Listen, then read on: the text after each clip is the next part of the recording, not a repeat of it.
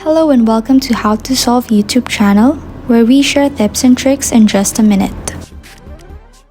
Today, I'm gonna show you how to fix the ITV Studio app not working.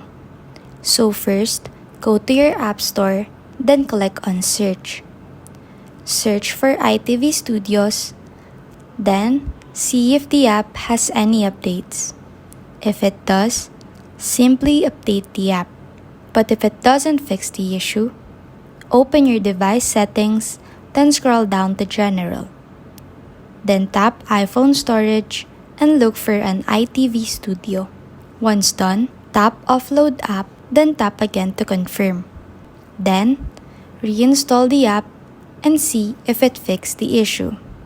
But if it doesn't, on your screen, simply click Delete app to uninstall. Once done, open your App Store and search for the app. Simply click this to install again. And hopefully, this will fix the issue. Please like and subscribe for more content, and also don't forget to click on the notification bell so you'll be notified whenever we post a new video. We'll see you next time.